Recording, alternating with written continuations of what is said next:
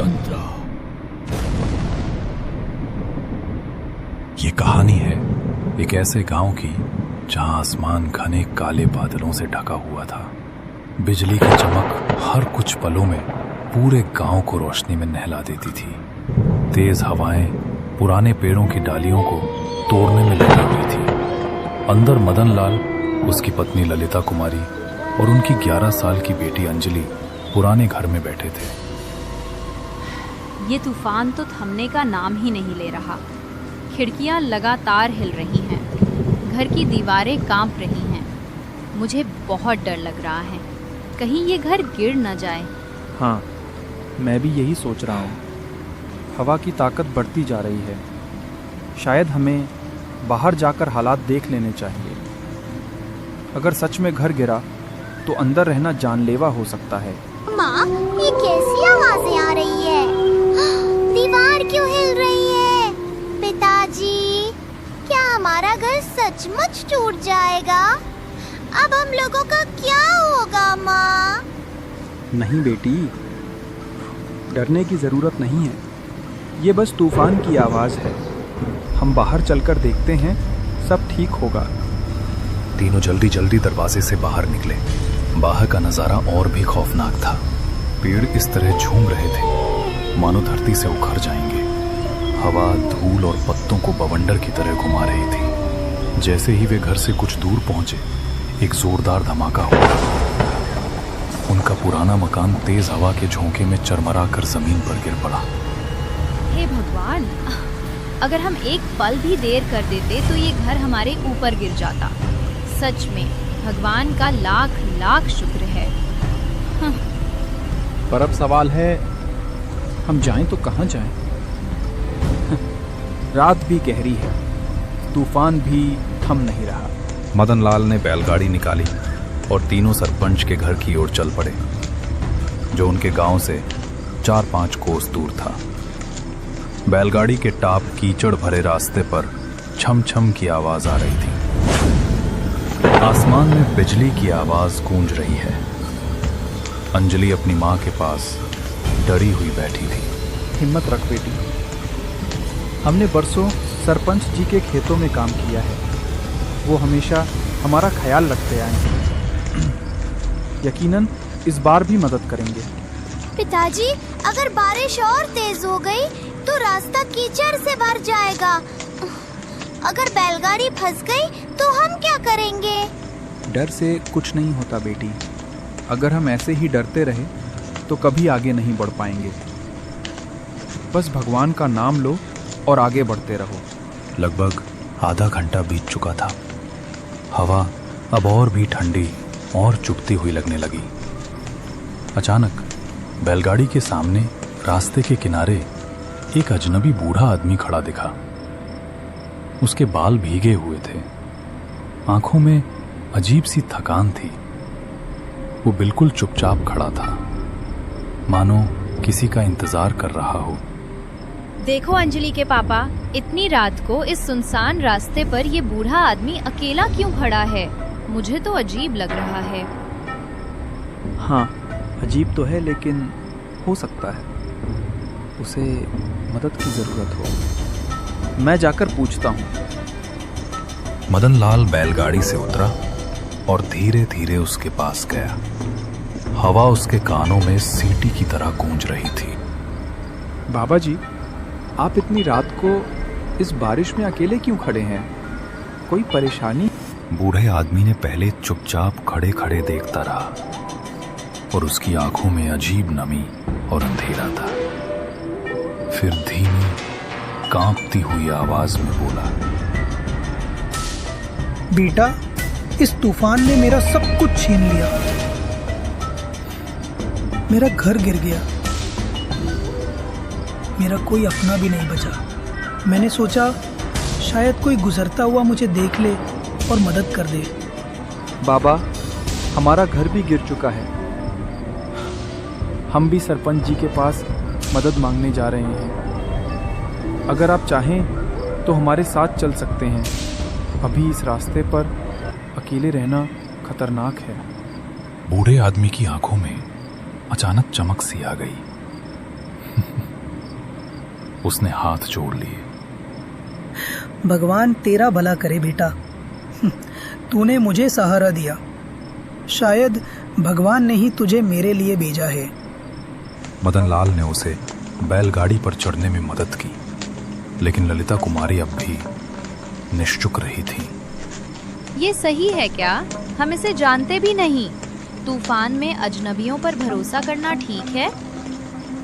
वो भी हमारी तरह मुसीबत में है। उसका भी घर, उसका भी सहारा टूटा। अगर हम भी मदद ना करें तो इंसानियत किस काम की?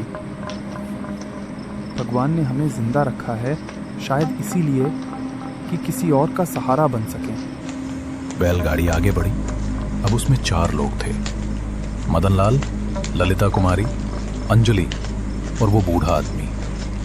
लेकिन उनकी यात्रा अब और भी रहस्यमय होने वाली थी। कुछ दूर आगे जाते ही सड़क 2 रास्तों में बंट गई। एक रास्ता सरपंच के गांव की ओर जाता था और दूसरा एक पुरानी जर्जर हवेली की तरफ। उस हवेली के बारे में गांव में तरह तरह की कहानियां मशहूर थीं। कहा जाता था कि सालों पहले वहां एक जमींदार परिवार रहता था, लेकिन किसी श्राप की वजह से पूरा परिवार अचानक मौत का शिकार हो गया। तब से वो हवेली वीरान पड़ी थी। मदनलाल, ये वही हवेली है ना जिसके बारे में लोग कहते हैं कि वहाँ अजीब अजीब आवाजें आती हैं? हाँ, वही है। लेकिन हमें उस रास्ते से नहीं जाना, हमें सीधा सरपंच के गांव जाना है। बेटा, सरपंच का गांव तो इस तूफान में बहुत दूर है। तुम्हारे बैल इतनी दूर तक नहीं जा पाएंगे। क्यों ना हम इस हवेली में रात गुजार लें? सुबह मौसम साफ होते ही आगे बढ़ जाना। नहीं, मैं उस हवेली में कदम भी नहीं रखना चाहती। वहाँ जाने की हिम्मत मत करना मदनलाल। बाबा जी, लोग कहते हैं कि उस हवेली में आत्माएं भटकती हैं। सच मानो या झूठ, लेकिन रात गुजारने के लिए वो जगह ठीक नहीं। बेटा, ये सब अंधविश्वास है। आत्मा वात्मा कुछ नहीं होती। अगर तुम्हें लगता है तो तुम सरपंच के गांव निकल जाओ, लेकिन मेरी बूढ़ी हड्डियां अब और सफर नहीं कर पाएंगी। मैं तो यहीं हवेली में रुक जाऊंगा। ललिता, अगर इसे अकेला छोड़ देंगे तो ये यहीं मर जाएगा। तू ही बता, क्या करूं? यह सुनकर मदनलाल गहरी सोच में पड़ गया। वो बूढ़े आदमी को अकेला छोड़ना भी नहीं चाहता था और हवेली में जाना भी खतरनाक लग रहा था। मदनलाल, मुझे अच्छा नहीं लग रहा, पर अगर तू कह रहा है तो चलो देखते हैं। बैलगाड़ी हवेली के गेट पर पहुंची। लोहे का भारी गेट आधा टूटा हुआ था, हवा में हिल रहा था। पिताजी, दरवाजा अपने आप क्यों खुल दिया? शायद हवा के दबाव से खुला होगा। वे अंदर पहुंचे। हवेली के बड़े हॉल में टूटी फूटी कुर्सियां और जाले लगे झूमर लटके हुए थे। दीवारों पर पुराने चित्र टंगे थे, जिनकी आंखें अंधेरे में चमकती सी लग रही थी। हे भगवान, ये जगह तो मुझे बिल्कुल भी अच्छी नहीं लग रही। लगता है जैसे कोई हमें घूर रहा हो। चुप रहो, अंजलि को और मत डराओ। बस ये रात निकालनी है, सुबह होते ही निकल जाएंगे। बूढ़ा आदमी सबसे आगे बढ़ा। वो हवेली के कोनों को ऐसे देख रहा था जैसे वो इस जगह को पहले से जानता हो। माँ, ये बूढ़े दादाजी इतने ध्यान से इस हवेली को क्यों देख रहे हैं? पता नहीं बेटी, पर मुझे भी उनमें कुछ अजीब लग रहा है, जैसे ये बूढ़ा आदमी कोई बात छुपा रहा हो। रात गहराती जा रही थी। चारों लोग हवेली के एक पुराने कमरे में बैठ गए। मदनलाल ने बैग से लकड़ियां निकालकर आग जलाई ताकि कमरे में थोड़ी रोशनी और गर्मी बनी रहे। जैसे ही टिमटिमाती लौ ने अंधेरा चीर कर दीवारों को छुआ, सामने एक धुंधली सी पेंटिंग उभर आई। उस पेंटिंग में जमींदार और उसका परिवार नजर आ रहा था, लेकिन सबसे अजीब बात यह थी कि पेंटिंग में बने एक पुरुष का चेहरा हूबहू उसी बूढ़े आदमी से मिलता जुलता था। जो अभी उनके साथ बैठा था। अरे तुम कौन हो? हमें यहाँ से जाने दो, हमने तुम्हारा कुछ नहीं बिगाड़ा। बूढ़ा आदमी खड़ा हो गया। उसके चेहरे की थकान अचानक एक भयंकर क्रोध में बदल गई। उसकी आंखें लाल हो गईं। मैंने कहा था ना, तूफान ने मेरा सब कुछ छीन लिया। दरअसल तूफान मुझे तुम्हारे पास लाया ताकि मैं तुम्हें इस हवेली में ले आऊं। अब तुम यहाँ से जिंदा नहीं जा सकोगे। कमरे की आग अचानक बुझ गई। पूरा कमरा अंधेरे में डूब गया। चारों तरफ से अजीब आवाजें आने लगीं, जैसे कोई दीवारों से खुरच रहा हो, जैसे कोई अदृश्य परछाई पास आ रही हो। अरे ये सब क्या हो रहा है? ये आदमी कौन है? हमें यहाँ से ले चलो। मैं भी नहीं जानता, पर ये आदमी अब इंसान नहीं, ये कोई और ही चीज है। माँ, मुझे बहुत डर लग रहा है। पिताजी, हम यहाँ से भाग चले। जैसे ही अंजलि ने इतना बोला, तीनों लोग तेजी से दरवाजे की ओर भागने लगे। तभी पीछे से वो आत्मा ठंडी, दिल दहला देने वाली हंसी हंसते हुए बोली, भागकर कहाँ जाओगे? ये हवेली छोड़कर जाना तुम्हारे लिए इतना आसान नहीं होगा। भागो, जितना भाग सकते हो भागो, लेकिन याद रखना, इस हवेली की दीवारें तुम्हें कहीं से भी ढूंढ लेंगी। लगता है वो आत्मा अब बहुत पीछे छूट गई है। भगवान का लाख लाख शुक्र है कि हम किसी तरह वहां से निकल आए। हाँ, तुम सही कह रही हो। पता नहीं आज हमारे साथ क्या हो जाता।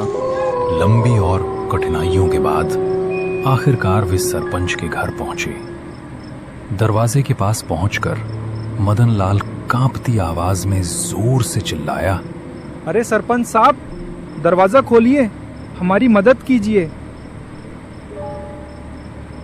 अरे सरपंच साहब, दरवाजा खोलिए, हमारी मदद कीजिए। अरे इतनी रात को कौन बाहर चिल्ला रहा होगा? हमें आधी रात को दरवाजा नहीं खोलना चाहिए। अरे तुम ये कैसी बात कर रही हो? अगर कोई मुसीबत है तो हम चुप कैसे बैठ सकते हैं? हमें दरवाजा खोलना ही पड़ेगा। सरपंच दरवाजा खोलकर बाहर निकलता है। बाहर उसे मदन लाल का परिवार खड़ा दिखाई देता है। मदन लाल, इतनी तेज बारिश और आधी रात के इस वक्त तुम यहाँ क्यों आए हो? क्या कोई मुसीबत है? और ये तुम्हारी बेटी तो ठंड से कांप रही है। जाओ बेटी, घर के अंदर चले जाओ, मैं तुम्हारे पापा से बात करता हूँ। अंजलि और ललिता कुमारी सरपंच के घर के अंदर चली जाती हैं। सरपंच साहब, तेज बारिश के कारण हमारा घर गिर गया है। इसी वजह से मैं आपसे मदद मांगने आया हूँ। अरे मैं भला तुम्हारी क्या मदद कर सकता हूँ? मैं भी तो इसी छोटे से घर में रहता हूँ। लेकिन हाँ, तुम्हें एक रास्ता ज़रूर बता सकता हूँ। सरपंच साहब, वो कौन सा रास्ता है? इस जंगल के बीच में एक हवेली है जो हमारे पूर्वजों की है। तुम चाहो तो वहाँ जाकर रह सकते हो। अरे हम तो अभी अभी उस हवेली से होकर आ रहे हैं, लेकिन अब हम कभी भी वहाँ नहीं जाएंगे। चाहे ठंड में कांपते कांपते मर ही क्यों ना जाएं, पर उस हवेली में कदम नहीं रखेंगे। अरे मदन लाल, तुम कहना क्या चाहते हो? साफ साफ बताओ। हम यहाँ आ ही रहे थे कि तभी रास्ते में एक बूढ़ा आदमी मिला। उसने हमें बहला फुसलाकर हवेली तक ले गया, लेकिन वो आदमी इंसान नहीं था, वो एक आत्मा थी। किसी तरह जान बचाकर हम वहाँ से निकल पाए और यहाँ तक पहुँचे हैं। ऐसी बकवास बातें सुन सुनकर गांव वालों ने मुझे हवेली पर कभी नहीं जाने दिया।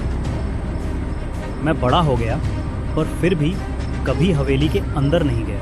अब और इस छोटे से घर में पड़े रहने का सवाल ही नहीं। आज मैं हवेली जाऊंगा और वहीं रहूंगा। यदि वहाँ कोई आत्मा है तो एक बार मेरे सामने आकर दिखाए। मैं उसे जिंदा नहीं छोड़ूंगा। सरपंच साहब, आप समझ ही नहीं रहे। इतनी बड़ी हवेली कोई बेवजह छोड़कर नहीं जाता। वहाँ कुछ गड़बड़ जरूर रही होगी। तुम जो कुछ भी कहो, आज मेरा फैसला नहीं बदलेगा। जाओ और गांव के तांत्रिक रमनजीत को बुला कर लाओ। आज जो कुछ भी होगा, रमनजीत के साथ मिलकर उसका सामना करूंगा। कुछ ही देर में मदनलाल रमनजीत तांत्रिक को लेकर आ गया। तीनों बैलगाड़ी में बैठ गए और बैलगाड़ी धीरे धीरे जंगल के सुनसान रास्ते पर चढ़ने लगी। सरपंच बेहद गुस्से में था। धीरे धीरे वे हवेली के विशाल लोहे के गेट के पास पहुंच गए। सरपंच साहब, हाथ जोड़कर कहता हूँ, अभी भी समय है, चलिए लौट चलते हैं। अरे मदनलाल, तुम्हें मेरी शक्तियों का अंदाजा नहीं है। डर मत, अंदर चलो और देखो मैं उस भूत को कैसे सबक सिखाता हूं। तांत्रिक के इतना कहते ही तीनों धीरे धीरे हवेली के अंदर की ओर बढ़ते हैं। जैसे ही वे भीतर पहुंचते हैं, सरपंच गुस्से से चिल्लाकर कहता है, कहाँ है रे? सामने आ, मैं तुझे सबक सिखाऊंगा। कितने सालों से तूने मेरी हवेली पर कब्जा कर रखा है। सरपंच के इतना कहते ही अचानक काला धुआं उड़ने लगा और उसके बीचों बीच वो आत्मा, बूढ़ा आदमी, प्रकट हो गई। अच्छा, तो इतने सालों के बाद तू आज मेरे हाथों ही मरने आया है? मैं मरने नहीं आया, मैं तुझे इस हवेली से बाहर निकालने आया हूँ। सीधा यहाँ से निकल जा, वरना मैं तांत्रिक से कह दूंगा और तुझे भस्म करा दूंगा। और मैंने तेरा क्या बिगाड़ा है जो तुम इतने सालों से मेरी हवेली पर कब्जा कर रखा है? हाँ, तूने मेरा कुछ नहीं बिगाड़ा, पर तेरे पूर्वजों ने मेरा सब कुछ बिगाड़ दिया था। वर्षों पहले मेरे पिताजी ने तुम्हारे दादाजी से कर्ज लिया था, जो बढ़ता ही गया। कर्ज चुकाने के लिए मैं उस हवेली में नौकर की तरह काम करता था। वहां तुम्हारे दादाजी और तुम्हारे परिवार के लोग मुझे ठीक से खाना तक नहीं देते थे। एक दिन पैर फिसलने से गिरकर मर गया। मेरी मौत के बाद भी तेरे दादाजी ने कर्ज वसूल करने के लिए मेरे बूढ़े माता पिता को कर्ज में जकड़ कर रख दिया। क्या तेरे दादाजी को सिर्फ पैसे याद रहे? मेरी मौत का हिसाब किसने दिया? तब से मेरी आत्मा इस हवेली में भटक रही है। आज मेरा बदला पूरा होगा। मैं तुझे छोड़ने वाला नहीं हूं। इतना कहते ही आत्मा सरपंच की ओर बढ़ने लगी, लेकिन तभी तांत्रिक रमनजीत ने अपना कमाल दिखाया। उन्होंने मंत्र बोलना शुरू किया। मंत्र बोलते ही आत्मा राख बनकर उड़ गई। पल भर में वातावरण कुछ शांत हो गया। रमनजीत, इसे जाने दो। मुझे अब इस हवेली की कोई जरूरत नहीं। इसके साथ बहुत अन्याय हुआ है, इसे मुक्त करो। सरपंच साहब, आप समझ नहीं रहे। ये आत्मा आपके पूरे खानदान को चैन से जीने नहीं देगी। जब तक इसकी पीड़ा शांत नहीं होगी, तब तक इसे शांति नहीं मिलेगी। इससे अच्छा है कि आप कोई शुभ हवन करवाएं, ताकि इसकी मुक्ति हो जाए और ये आत्मा हमेशा के लिए आजाद हो सके। उसकी कहानी सुनकर मदनलाल और सरपंच की आंखों में आंसू छलक उठे। ठीक है रमनजीत, इसकी मुक्ति के लिए चाहे मुझे कितना भी बड़ा हवन क्यों ना करवाना पड़े, मैं करवाऊंगा और इसे मुक्ति दिलाऊंगा। कुछ दिनों बाद सरपंच वैसा ही करता है और उस आत्मा की मुक्ति के लिए एक बड़ा हवन आयोजित करता है। इसके बाद वो मदनलाल और उसके परिवार को अपने घर में एक कमरा दे देता है और उनके रहने का उचित प्रबंध करता है।